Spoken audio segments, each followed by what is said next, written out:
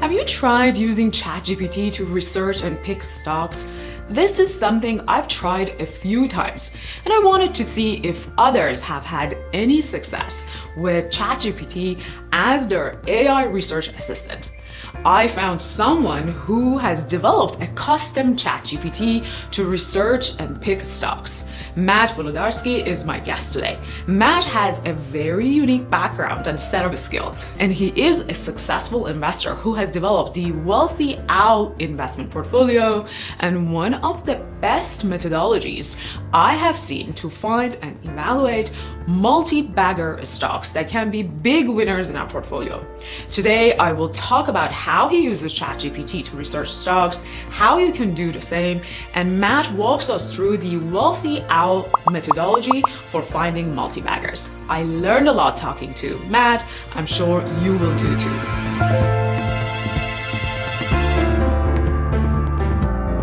I built this custom GPT that basically takes the methodology that we'll be talking about today for selecting technology stocks, and it evaluates any stock that you want it to evaluate just by entering the name of the stock into this GPT, and it'll give you an assessment as a starting point. It definitely is still early days of some of this tech, so some kinks to be worked out, but I think it offers some pretty good insights for people who are looking to get a snapshot assessment of interesting stocks they might be looking at. Well, the fun thing about custom GPTs is anyone can build these. They're very accessible. You just essentially write some instructions in plain English, and that tells GPT what to do when interacting with the user. So I don't have any programming skills myself, and so I thought this would be a perfect way of getting more of my methodology out to folks who are interested in applying it to stocks of interest. And so definitely I've fed it the process, the sort of questions to ask across the various criteria I use, and it uses a scoring system that I inputted. But in terms of the data itself, it's using the public internet as one of its main sources. I have uploaded some documents to sort of the knowledge base that the custom GPT uses, but it's really the combination of those two sources. That's fantastic. So, for example, if you want to assess the quality of management, of leadership of the company, what did you say to ChatGPT to evaluate? Can you tell us, if you could share, what kind of prompt or what kind of instructions you gave ChatGPT so that it can assess the quality of leadership? Leadership is a great one to start with. I definitely fed it some key questions to ask and directed it to look for certain attributes, things like whether or not the company is founder-led. That's an important criterion I look for in stocks. Obviously, not all stocks have a founder at the top, but that's definitely something I sort of assign bonus points for. I had it look for whether or not technical leadership is in place in the right positions, whether or not the company and its leadership took a long-term vision, willing to sacrifice in the short term for long-term investment and growth. So those are some of the main attributes, which I, again, fed into the system. And if you want to have this custom GPT assess the leadership of whatever stock you're interested in, then you can ask it in plain language. That's the beauty of ChatGPT, is we can just use natural language and it'll answer back. I always advise people when they're just starting out with it to go for the macro view and ask for an assessment of the entire company. It will run through the 6 criterion that I use and we're going to talk about for evaluating stocks. And then you can drill into other areas. That's perfect. So when you explain to it, evaluate the quality of management or evaluate whether the original founders are still the CEO or the president or is still involved in the company in some way or form, you stop there and GPT basically evaluate that and gathers data and identify that? Or do you direct it to some sort of a database that already knows who are founder-led companies? Yeah, I wish I was able to connect it to that database, but I haven't gotten there yet. So this is why I do put some caveats that, it's not perfect. But to answer your question more directly, it looks to the public internet to find answers to that question. So there's definitely some times where, it might get it wrong. That's the nature of where we are with this generative AI technology today. And lots of improvements are coming to help minimize or eliminate some of those hallucinations, as they refer to them. So for most of the criteria and most of the questions I direct it to answer, it's just using the public internet. For some of the more data specific areas of my evaluation methodology, I direct it to specific finance sites like Yahoo Finance or Google Finance to make sure it's accessing the most current and reliable information for that. It's good that it doesn't necessarily have access to special databases because it replicates what a retail investor would go through, because most of the retail investors, maybe they have subscription to StockCard or maybe they have subscription to other platforms, or just use publicly available information, but they don't necessarily have access to a database of data such as founder-led companies or things like that. Or if they even have access to it, they may not have the time and energy even to go and every time look at all that information. So it ends up being a public search. I view it kind of as a time saver to get a quick snapshot assessment and give you a qualitative, or in this case, a quantitative score to see if it's worth investigating further. And so I use it primarily as a screener at this stage. I definitely would not recommend this as a tool to make a final investment decision, but it's a good way to screen companies initially to assess whether or not it's worth doing some further due diligence. In fact, if your viewers are interested, I am looking to redeploy some capital in my model portfolio that's up on StockCard. And so feel free to send me some companies that you're interested in, and I'll run them through my custom GPT to see which ones score the highest, and then even do a deep dive myself, doing my more in-depth research and due diligence to give a proper assessment. That is awesome. I'm sure some of our community members are going to pick you up on that offer. And how long does it take to run the model? Usually ChatGPT is very fast in coming up with the data, but I'm sure you ask, is it like a one-time click that you just say, run this, and it already goes through all the steps that you defined previously, or do you interact with the tool and keep asking questions? Yeah, you definitely can interact, but I do recommend starting to get the overall assessment across the 6 criteria. So the prompt I use is simply, can you do an analysis of this stock? And then it will run through the 6 criteria, assign a score for each of them, and give you some bullet points that explain the rationale for the score and some examples. So we'll make sure we put a link in the show notes and in the email that goes to our users. So if anybody who has a premium subscription to ChatGPT OpenAI can use it and test it. And if they don't have access to it, they can send you an email. And maybe at the end, we give your contact information or a way for people to connect with you on Twitter, x.com. But we've been talking about your portfolio and we've been talking about your framework. And this is something I'm super excited to talk about. First of all, because your portfolio in the StockCard, the Wealthy Owl portfolio, growth portfolio, I'm looking at it on my phone, has 48%, almost 49% weighted average gain of all your decisions in the portfolio. And it is overperforming the S&P 500 on average by 34%. And there are 27 stocks in this portfolio, and 14 of them, so almost half, are overperforming the S&P 500. And the portfolio was created in 2021. So it is it's almost a 3-year portfolio, or 2 years and a half portfolio. It is fantastic return. It's exciting to see this portfolio is performing so well. And I can only see 2 reasons behind it. One is the framework and methodology you're using. It's working very well. And second, you as an investor, you are a good investor. You just don't panic when the stocks in the portfolio go down, or you just don't sell if something just jump up if you don't see a reason. So let me stop speculating and ask you, first of all, what is your reaction to the return of the portfolio? Was this expected? And how do you just give us a general sense of how do you manage this specific portfolio that you have on StockCard? And then we will get to the methodology right after. Whether or not I expected it, I think I feel good about the framework. It took many, many years to develop and lots of mistakes and hard lessons along the way, which hopefully, will shortcut the process a bit for your community where they don't have to make the same mistake I did. And so, I feel good about the methodology and the process. And so there is a level of trust in that process that in time, it will be rewarded. I couldn't have predicted that with the lows that we were hitting only a couple of years ago, that it would only be 2 years later that I would be beating the S&P. With the trust in the process, I felt good about getting there in time. I'm definitely a long-term investor.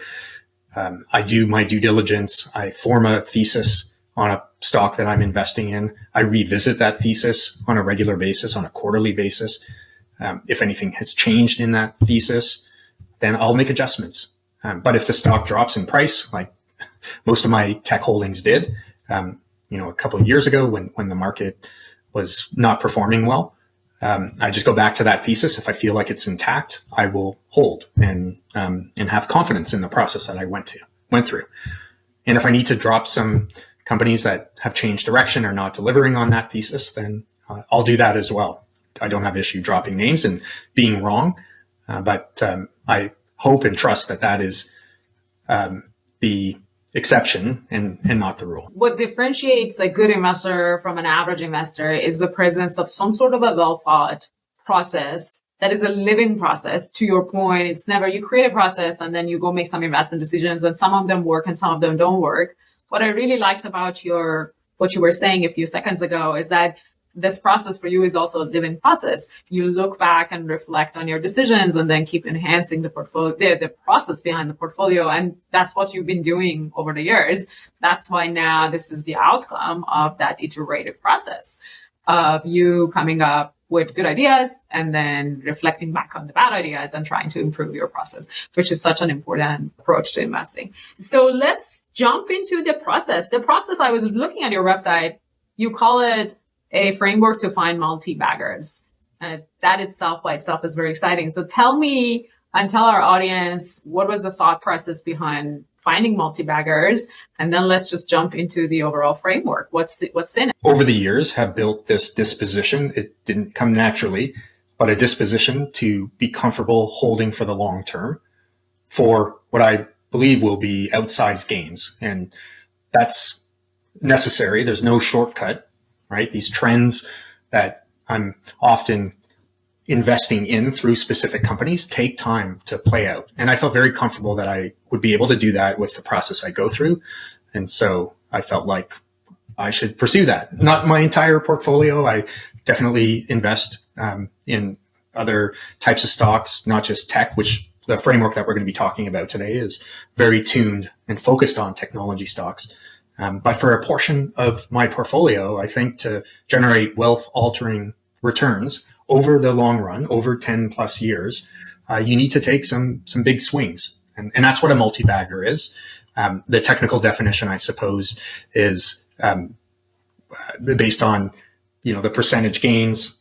So a single multi-bagger would be equivalent to a 100% gain, a doubling of the stock, and it goes up from there. Obviously, many investors have this goal of getting to a 10-bagger status. I think there was even a book written about 100 baggers.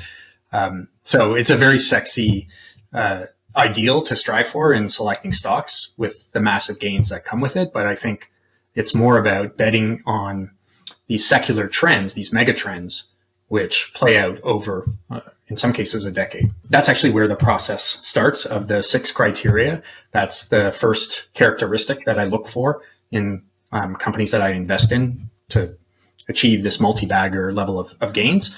And I call that characteristic riding a mega trend that has arrived. Because when you're looking for the next tech multi-bagger stock, tailwinds really do matter. And there's no greater tailwind for technology stocks than a mega trend. And when I say megatrend, what I'm really referring to is this major transformative force that impacts the economy, the business world, society, and delivers long-term value. Think about on the order of cars, the internet, demographic changes. And in today's world, this is very much being the biggest transformative force is generative AI, I believe, and many others do. And so that's what I mean by a mega trend. You've done some studies, and then every year you go back to like, what are those, generative AI being one, other ones. So, and how do you identify those mega trends? Yeah, I think it's just reading a lot. Twitter is a great source. There's different analysts that I think publish a lot of good insight about these mega trends, big ideas, whatever you want to call them. So that's sort of the input mechanism. For ones that I'm particularly interested in, I'll go really deep on. In some cases, if there's been some good books recently that have been published about it. I'll take the time to go deep to really determine what are the mega trends that I want to invest in, because we can lose sight of or mistake what is really a fad from a mega trend that is this massive transformative force that's going to take 5-10 years to fully play out. So there are some stringent criteria that I would really recommend when assessing the mega trend and determining if it is investment worthy, right? Like, how do we separate the mega trends from the fads? Because there's all sorts of cautionary tales. I don't know if you remember the Segway, that personal mobility device that was launched in the early 2000s, I think, to much fanfare. People were talking about how this was going to be as impactful as the PC. Well, today, if you look around, it seems like only mall cops or tour groups are using these. So the market turned out to be a lot smaller, and this was more of a fad than a mega trend. And so, the things that I really screen for, and it starts off with a mindset of being skeptical of what you're reading. I've done some research on different ways or different methodologies for separating mega trends from fads. I like the Copenhagen Institute for Future Studies. They've got a methodology where they talk about how true mega trends have this broad scope, a long time horizon, like 10 plus years, and the potential for significant shifts in these macro areas like economics, like technology or society. And so, be really skeptical and do the diligence to separate trends from fads, but also consider that the timing sometimes isn't right? It can take time for these technologies to really develop, to get to a point where they're mature enough to be adopted at a mainstream level. It could be that not all the necessary infrastructure is in place, or the business model may not be fully optimized. Like, think about music moving to streaming, how many iterations of the business model there were before that kind of got perfected by Apple and Spotify. Look at whether or not all the necessary technology pieces are in place, and whether or not the timing is right for investing in that megatrend for mainstream adoption. So it's basically something differentiating fad from our actual megatrend, and second one is readiness. So something like, and I don't know what your point of view is on blockchain and things like that. It could have been, yes, it could be very transformative, but maybe the technology is not still ready because it's not fast. You can't transact in speed. So there's probably another decade of improvements on that infrastructure for the technology to be ready. Or it could be that your point of view is that that's a total fad and it's not something that you want to bet on. Yeah, definitely. Like, I think you can do some initial screening to separate the fad from the true trend that's going to have these transformative impacts on the economy, the society at a larger sort of context. I'm not super deep on blockchain, I got to be honest. I think a good example to assess whether or not the timing is right is, if you go back to the mid-90s, the explosion of the internet, there was a lot of excitement. There was this promise of information at your fingertips, right? But that was hard to realize when you consider that most people at the time spent large portions of their day and evenings away from their desktop computers. And so it really took the arrival of smartphones in the early 2000s to kick off that next wave of the adoption of the internet. And once that happened, then we started seeing these whole new companies that we could have never imagined, the Airbnbs, the Ubers, really take off when this level of maturity in the tech was in place. That makes a lot of sense. You kind of answered one of my questions I was going to ask you. Looking at your portfolio, you brought up, we're giving away one name, which is Airbnb in that portfolio. Yep. And it's basically based on that megatrend that you were just talking about, the adoption of mobile technology and accessibility across all devices and ease of accessibility to information across all devices that enables a company like Airbnb to be so successful and generate so much free cash flow and so much revenue compared to old school hotel and accommodation companies. Yeah. The next one is market opportunity. But I think with what you just mentioned, it's a good opportunity to set some further context here that I've really tuned this to what I think it takes for technology companies to win.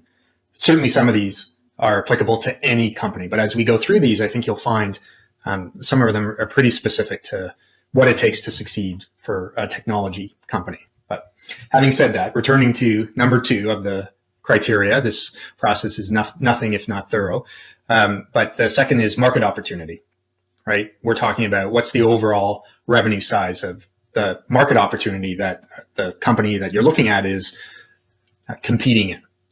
And the key to finding tech companies that have a long runway of growth is to find ones that participate in a big enough market of buyers that can be reached in a scalable manner. I think it's really important as investors to actually have a point of view on the estimates that are out there on a company's TAM. Obviously, the CEO is going to be very enthusiastic. They may embellish. I'm not accusing anyone of that individually, but we've all seen it before. We're going to conquer this entire industry. And I think it's important to be critical of that, to have a point of view on the TAM that's being estimated, question the assumptions. I'm not suggesting that you pull out an Excel spreadsheet and get to a precision level analysis of the TAM yourself, but don't just take the CEO's word for it. So overestimation, interestingly, is not the only risk I see here in not properly assessing the market opportunity. Sometimes there's some underestimation, and we can miss massive opportunities for that reason. There's a number of reasons for why certain markets get underestimated. One of them is the notion of a bad product fallacy, which is when people dismiss a new tech because it doesn't meet their personal use cases today. But there also can be some initial limitations on these new technologies. A great example, if you'll allow me to spend a moment on just one example, is back in the 80s when AT&T missed out on the early mover advantage in the cell phone market because they grossly underestimated how many cell phones there would be in the marketplace. It wasn't just their fault. They did hire a consultant to estimate the size of the cell phone industry by the year 2000 was what they wanted to project forward to assess whether or not this was a market worth entering. They forecasted 900,000 cell phones to be in use by the year 2000. They were off a little bit, 99% to be exact. It turned out that by 2000, the global cell phone market had grown to 738 million people around the world that owned a cell phone.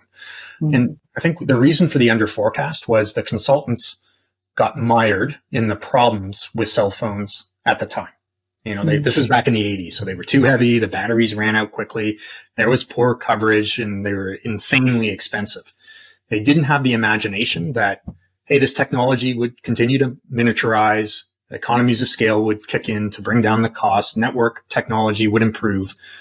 And so, they missed the boat and they had to play catch up. And we can do that as individual investors if we dismiss the potential for some markets. So yeah, it's kind of a yin and yang. Don't overestimate, but don't underestimate either.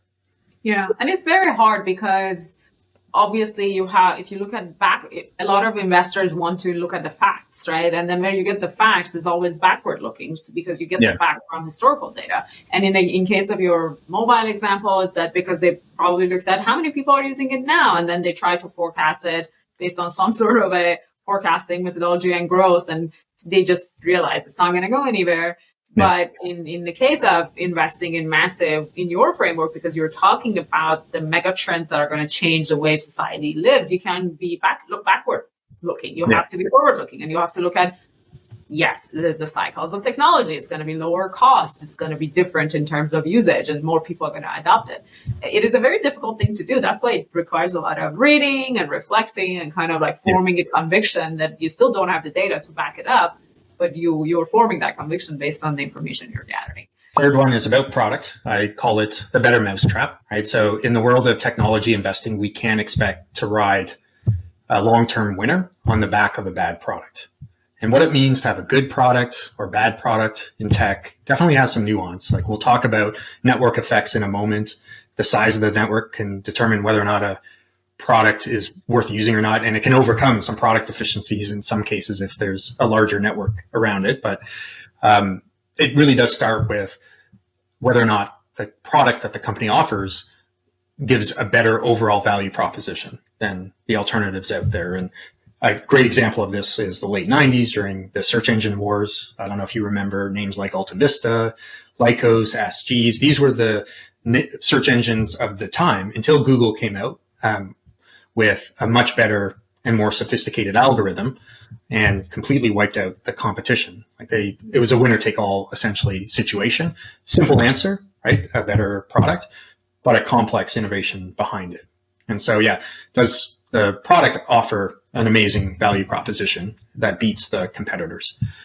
And I think it's great to have a great product, but for massive gains in the stock market, I think if we can find product companies that have the potential to evolve into a platform, or ones that already are a platform. And in this context, when I talk about platforms, I'm talking about a foundational set of building blocks that others can innovate on top of it. Think about like the Windows operating system, or where people can aggregate and transact.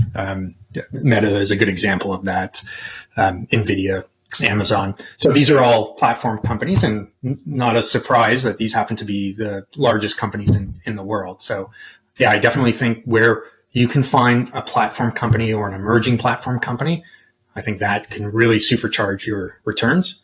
And don't just take my word for it. I read this great book about platforms called The Business of Platforms, where the author analyzed the stock returns of platform companies versus a control sample of non-platform companies.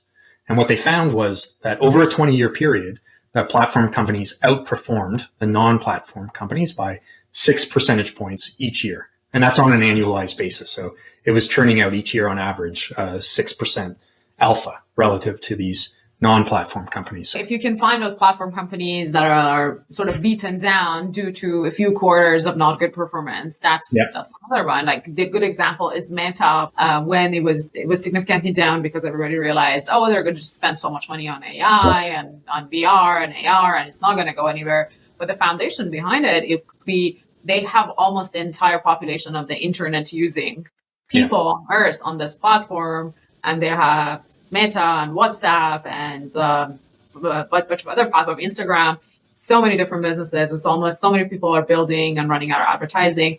So it can help you form that conviction that this thing that is beaten down, it can actually recover because it has that product foundation that you were just talking about. The next criterion is optionality.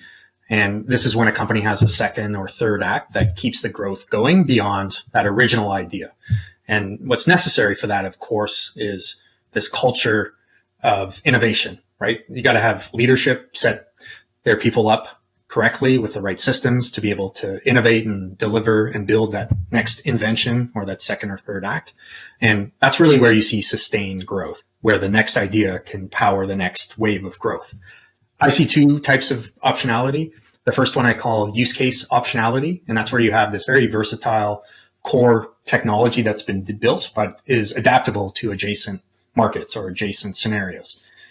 A great example, one of the companies in my model portfolio, HubSpot, they started off building this marketing platform, and they were able to add additional modules, or they call them hubs, extending that core tech into a sales hub and then a service hub and then other services beyond that. So that's use case optionality, and that can definitely power multiple rounds of growth if executed well. The second, and I got to admit, the more exciting of the two, is something I call mission optionality. This is where I think only certain special companies truly have this level of optionality. It's when they've got such a broad, inspiring mission that there can be multiple paths to realizing that mission. Think about Meta, who have this mission of connecting people around the world, or Amazon, where they talk about being the most customer-centric company on earth, or customer obsessed, right? So Amazon started with going after that mission by launching a bookstore online. They evolved that into an entire e-commerce site. They would sell any category, any product that you could imagine. And they further extended that broad mission of being customer obsessed by building out this Amazon Web Services business that wasn't even consumer based. It was a complete pivot for them at the time, at least moving into the commercial space. But it was about being customer obsessed to deliver a great infrastructure service for commercial customers. So those are the two types. I think the key to profit from optionality is spotting it early enough. You might be too late when you start to see multiples really expand. That's a clear sign that other investors are catching on. And so I think the edge really comes from being able to uncover companies that have significant and attractive optionality. Not all optionality is attractive, with a high probability of that being realized, that optionality being realized, and there's different forces that go into that. And finally, hopefully something that the market has not fully caught on to or not fully recognized and baked into the stock price. So that's some things to consider when assessing optionality. Pretty cool. And HubSpot is a company I've never actually used it since you mentioned it. I've never actually looked at it, and it's interesting that you brought it up. To me, I always knew them as a marketing platform and never even like got into the detail of it. It sounds like it's something that everybody should look at. So listeners, stock guardians, we're already giving you so many stock ideas. If you've never looked into HubSpot, you gotta take a look at it, and that might be something that I need to look at. I just wanted to bring, because everybody wants the stock ideas. Here, we're giving you a framework and lots of stock ideas too. Yeah.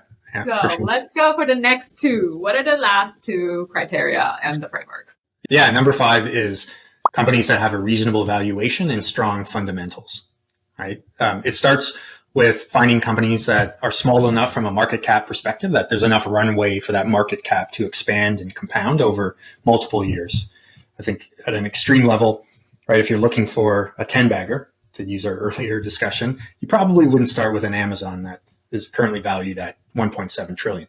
Doesn't mean Amazon's not a good investment. In fact, it's one of the companies that is in my model portfolio at the time. I felt the price was quite depressed and saw an opportunity there. But yeah, that's just, you want to keep that in mind when searching for the next multi-bagger.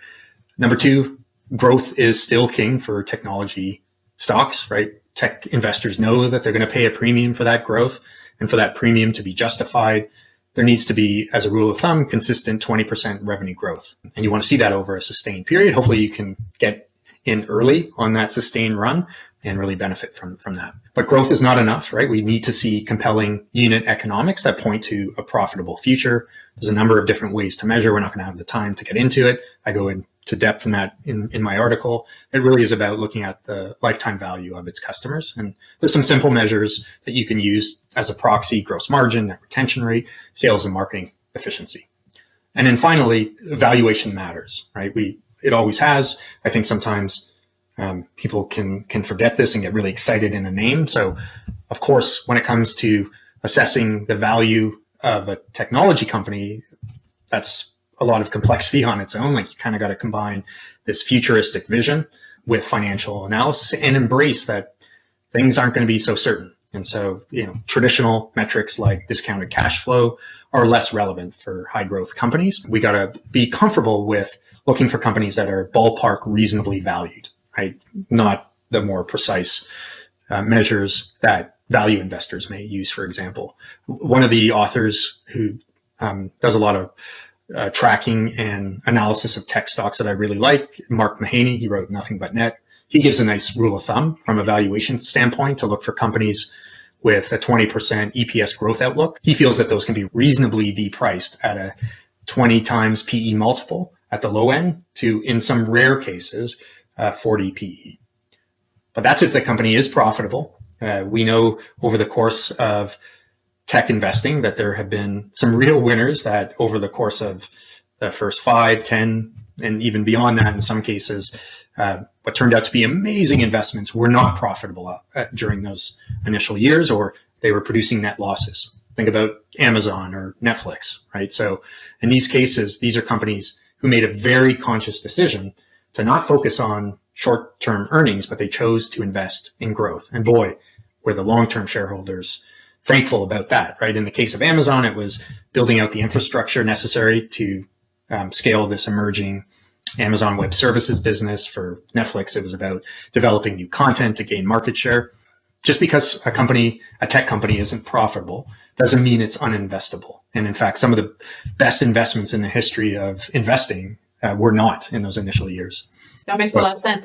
So do you actually, if there's no earnings, so PE is basically not calculable because the denominator it's zero, it doesn't exist, or it's negative. But do you, what other criteria do you use instead? So would you go into the P&L and kind of look at the cost and stuff that they have in there and try to figure out what are the ones that they can be easily cut back? Or do you use something like free cash flow or some other metric instead of traditional earnings to evaluate the profitability, the inherent profitability that exists in that P&L that we can't just see it immediately. Yeah, I think those are both good methods. There are a set of questions that I try to use in these cases, inspired again by Mark Mahaney, just to give him another plug in the proper credit. But I think, looking at the P&L to get a sense of the unit economics, are there major investments maybe that are causing them to be currently unprofitable that may subside once scale is achieved? A great example in my mind is Uber, where they were not profitable for a while and produced these ridiculous net losses. A lot of that was in these partner incentive payouts that they rightfully felt were necessary to win over the hard side of the network, which was drivers, right? They needed to make it more financially attractive for them to drive on Uber and not Lyft. And so they structured their incentives accordingly. Not saying that I could predict the future. This is more backwards looking. It turned out that was the right investment. And I think Uber has 75% or 80% share relative to Lyft. So obviously that strategy paid off, and now they can really reduce those partner incentives or driver incentives and invest in a great driver experience instead at a lower cost. And they've become profitable as a result. So that's definitely one thing to look for. Is there potential for long-term improvements? Is the premium revenue growth that we're seeing, is that sustainable? So those are just a few of the questions I would use to assess non-profitable early stage companies. That makes a lot of sense. One more left, leadership, right? We want strong and visionary leadership. Maybe the best way to think about this is to give a quick example of exemplary leadership that we would want as investors, as in my opinion, to find in our ideas. And it pertains to one of my favorite all-time holdings, which is Meta.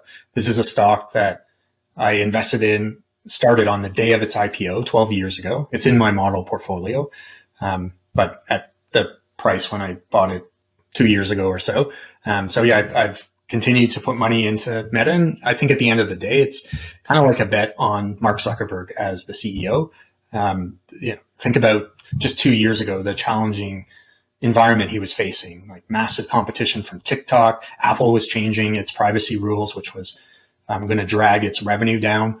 So Zuckerberg switched on the wartime leadership, or as pundits like to call it. It was the year of the efficiency, layoffs, operational tightening. And it was this decisive action that really rejuvenated Meta and led to a significant rebound in the company performance and in the price. And so I think it's that blend that he exhibited of technical leadership, of long-term vision, and a willingness to make tough decisions that are just amazing attributes to look for in leaders in technology companies. And he was able to do all of this, quite frankly, because he was a founder, right? Founder-led companies are given more leeway by investors and by employees to do these quick pivots that non-founder contemporaries would probably struggle with. That's the benefit or the payoff for investing in founder-led companies. In fact, there was a Harvard study that quantified this, and they found that founder-led companies outperformed non-founder-led companies by a factor of 4. So not every company is led by a founder, but that's definitely worth some bonus points in my opinion.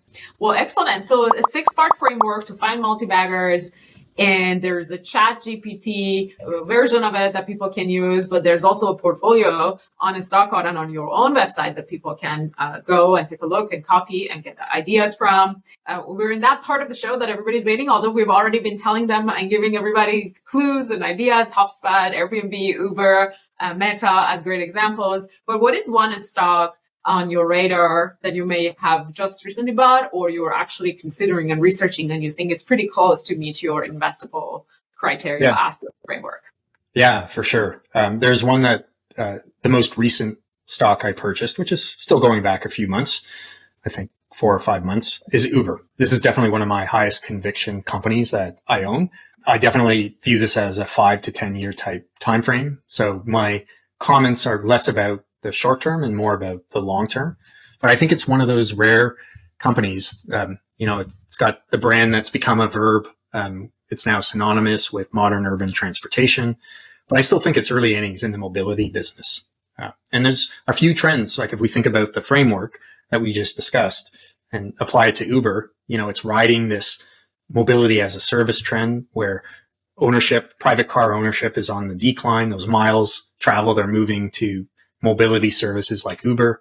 Certainly electrification is a big trend. I think that Uber is playing very well. But the trend that I'm most excited about, and I think isn't talked about as much. I know Uber in their investor day mentioned it to some detail. For the first time, I haven't seen it to that level. It's autonomous vehicles, right? They've chosen this strategy to partner rather than to build their own. They sold off their AV tech, and they're partnering with companies like Waymo and others to convert more of the miles that are getting driven on the network to autonomous. And I think from a TAM perspective, it's already a massive market, right? I think 2 trillion plus across multimodal transportation, delivery. Its delivery business is fantastic. Not as good as freight, but that goes into the north of $2 trillion TAM. I think autonomous vehicles over time, I mean, this is going to take time to play out. This is not a 1-year trend. This is 5-10 years as AV gets better and can handle more use cases. I think that has the potential to step change increase the TAM because they're not going to be paying drivers as much through autonomous. So prices can come down, their margins can go up. And as a result of prices coming down, they become much more accessible to more people who otherwise wouldn't be able to afford it. And the volume is really going to grow as a result. So, there's lots from an optionality perspective to get excited about Uber, not just AV. That's a longer trend to be sure, but their emergent ad business is growing rapidly now. They've got a significant number of advertisers already. But yeah, I think this AV isn't quite fully baked in to the price, and it will take some time to play out. So you'll have to be patient. But I think, it is a real tailwind. And then finally, leadership. Since assuming CEO role in 2017, their CEO, Dara Khosrowshahi, he's significantly shifted the company's trajectory. He's turned them profitable for consecutive quarters. That commitment and proof of their confidence in staying profitable, I think, was highlighted last week at their investor day where they announced this big share buyback. So I rest really easy with Dara at the helm as the leader of the company. And I have to say, actually, there's an episode on our YouTube channel on Uber, and we called it Uber Finally Did It, which is basically reaching profitability, which was their goal. And it's a free cash flow generating company, to your point, and very good leadership and lots of interesting strategy in terms of cutting costs, but also redirecting capital to things that matter, which are very interesting. So yes, 100% agree with you. The only I have to, I guess, spend more time by myself and study this is that at the time when I did the video, I realized there's a lot of people are talking about Uber because it's getting into profitability. And I told people in the audience that I will want to invest in Uber when nobody is talking about it. But right now, everybody's talking about it. But I could be missing out a significant rally just waiting for the time that people are not talking about Uber. So that could be my fallacy around my investment framework. But definitely a great company to consider. Yeah. And then where can people find you? Where on Twitter, x.com, on your own website? Tell us where we can connect with you and chat with you. Or if people want to send that the stock evaluation request, where do they send it? I would love it if they sent it to me on Twitter, or now X. So my handle is @OwlWealthy. And I tweet a lot, I would say. So I love engaging there. That would definitely be the way to reach me and get my latest and most current thoughts. Otherwise, I do have my website, thewealthyowl.com, where I post my portfolio. I've got my deep dives and my more well-developed, well-researched ideas probably are on the site. That's excellent. Well, great. And we make sure we put links to all that good ways of connecting with you in the show notes and in the newsletter that goes on Saturdays to all of our users.